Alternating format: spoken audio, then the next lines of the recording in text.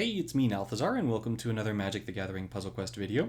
In today's video, I'm going to be going over a new masterpiece from Puzzle Masters, Mox Ruby. So, let's get into it.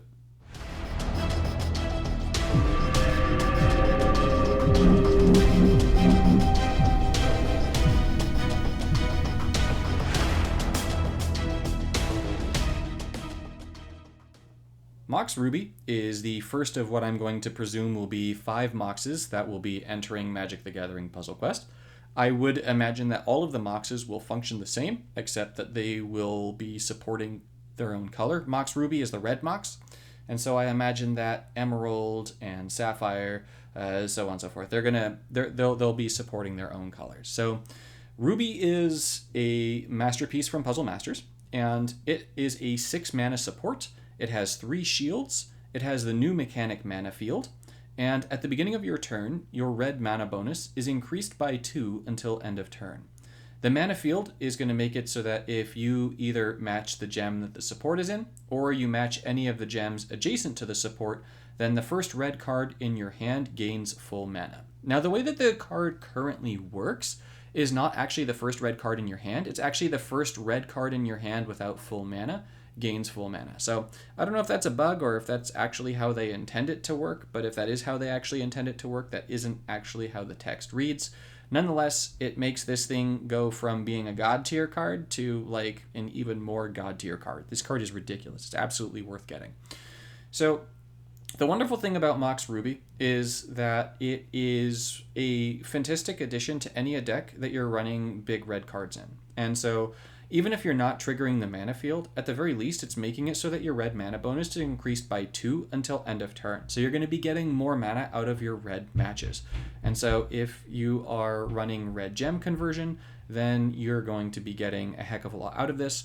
And as it is with mana field, you generally are going to want to have gem conversion because you're going to want to make sure that you're making those matches adjacent to the ruby.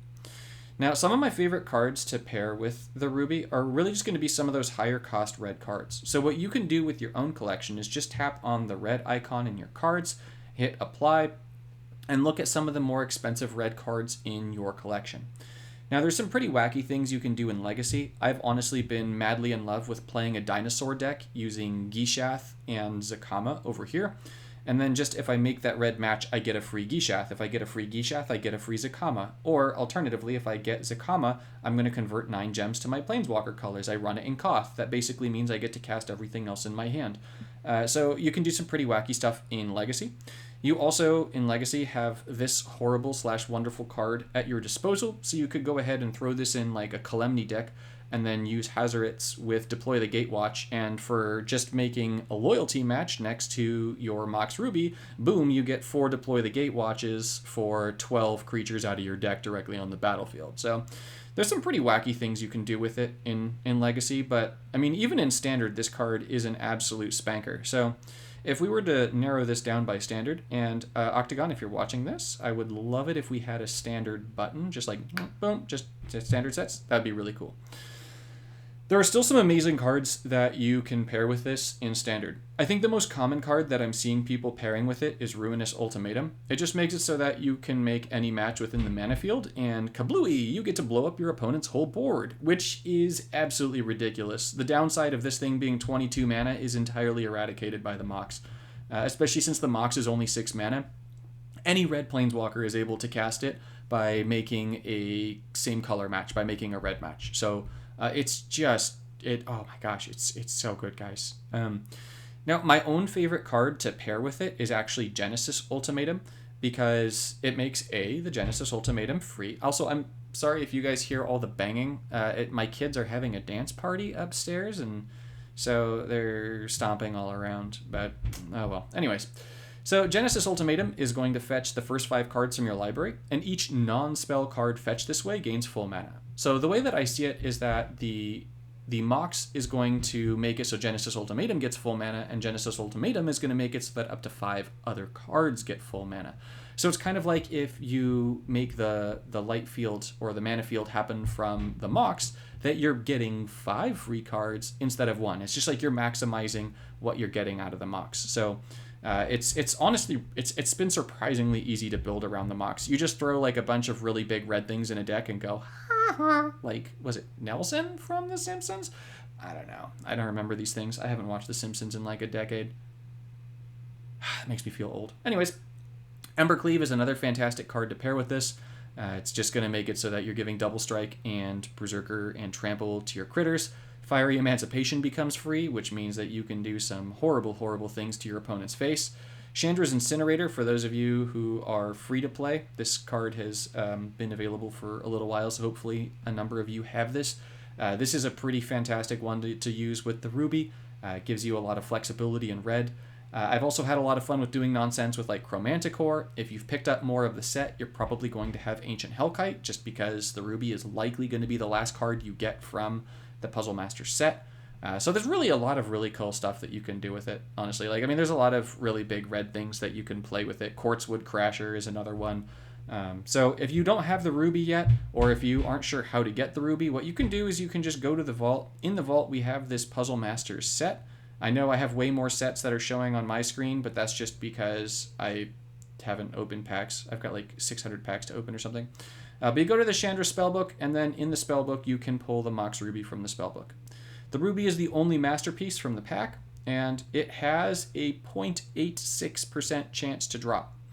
The upside to this is that these are all guaranteed non-duplicate cards. The downside to this is that if you're a newer player, there's a whole bunch of extra cards in here. So it's going to take you a while to be able to get them. That being said, is this pack worth it? 100% yes. Mox Ruby, along with the rest of this Puzzle Masters set, is going to forever be in Standard. So it's like an extension to Origins. So Mox Ruby is by far the best support from Origins, or within that perma-standard block. And as the other Moxes come out, they will take their place as the best 5. They're going to become like part of a power set for Standard moving forward. They're absolutely phenomenal. The rest of this pack is pretty good, as it's also going to provide you with a bunch of other Origin stuff. I have another video that's covering Puzzle Masters, so if you're interested in seeing that, by all means, go ahead. Check out my other video on Puzzle Masters. This one is really just on the Mox.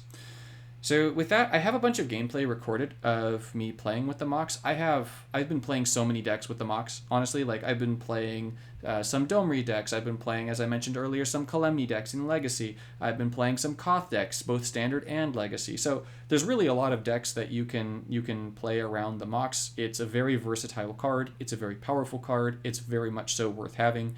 You want to get your paws on it. So let's go ahead, check out some of that gameplay of the Mox, and enjoy. So the gameplay here is going to be relatively quick because we are up against Soren, who is absolute garbage. I'm freezing down my hand because I immediately saw that there was a 5 match in white, so I knew I was getting the extra match.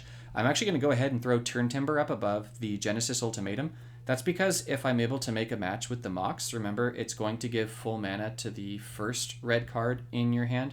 And so is this going to be giving full mana to the first red card in your hand? I knew that I didn't need to be charging up any mana into the Ultimatum. So here I actually get the Mox. I get a whole bunch of 5 matches. I'm just going to go ahead and drop Phylath down. Phylath is an absolutely ridiculous creature. This thing gets way more tokens than anyone has any right to have. So I'm going to go ahead, drop Phylath, and then at this stage I'm just trying to make a match to get the free Genesis Ultimatum, and I've got it. So I've got that green match, and so that's going to give full mana to the Genesis Ultimatum. Unfortunately, there are only 2 non-spell cards that I drew from the 5. This deck isn't exactly optimized to just run Genesis Ultimatum, but it's optimized to kill our opponent really quickly. So you'll see that this match is going to end alarmingly fast. So I got the Warstorm Surge over here. Warstorm Surge is going to make it so that as we get our tokens from Phylath, dirty things are going to happen. I'm going to go ahead and move the Turn Timber up again because, once again, Embercleave will be the first red card, so it's going to get full mana from my hand. I'm going to use Aluna to mutate, and that's going to get me a free Mox. And it's going to get me a bunch of forest tokens that are going to spell the end of Soren because Soren is Garbo, right? Look at this. Soren's just going to get smacked down. That's it. Goodbye. Tootaroo, bud. It was nice seeing you. Yep. You have no health. So match number 2 is really just going to illustrate more of the Mox and the general power of the Mox. What happens if you have a little bit more prolonged of a match. Basically, if you're up against a real Planeswalker. Now, you'll see that the location of the Mox here is less than ideal. But I'm going to do the same thing as last time. I'm going to be targeting the Turn Timber first, as I know that I'm going to be getting the free Phylath. I could have gone ahead and charged up a free Ruinous Ultimatum there, but I really wasn't very worried about the Ruinous there. Just Calyx didn't have anything down yet, so I really didn't need to worry about that at all. But that being said, here I really don't actively need to worry about anything that Calyx has either. But if I want to, I can now start going ahead and targeting that Ruinous Ultimatum. So I'm going to lock down the Turn Timber there. I locked it down just in case I did wind up getting some kind of Cascade, because I would not have gotten the land forming, and I do actually want the land forming for that Turn Timber. So once again, I've got another match that I'm going to be able to make.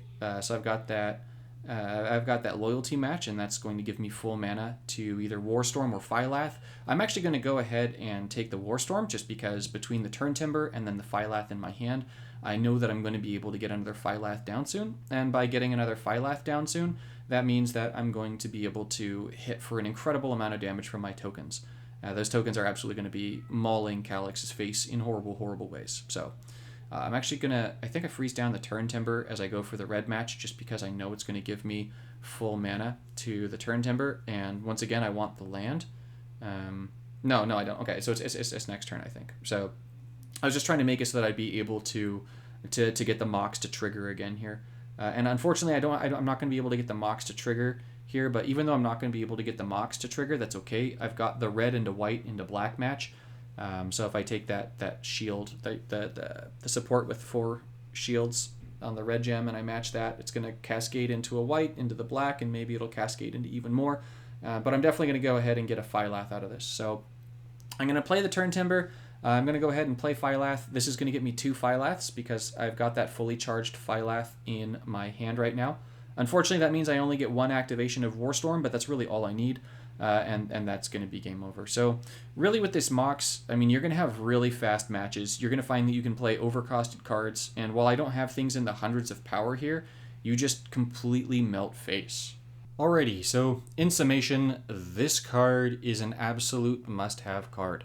And when the other Moxes come out, they will also be absolute must-have cards. You should definitely try and get your hands on this card. If it takes you a little while to get it, if it takes you some grinding, that's okay. At this stage in time, I would suggest that you save your crystals for Kaldheim, because Kaldheim is coming very soon, and it'll be nice to be able to get some of that set as soon as it drops.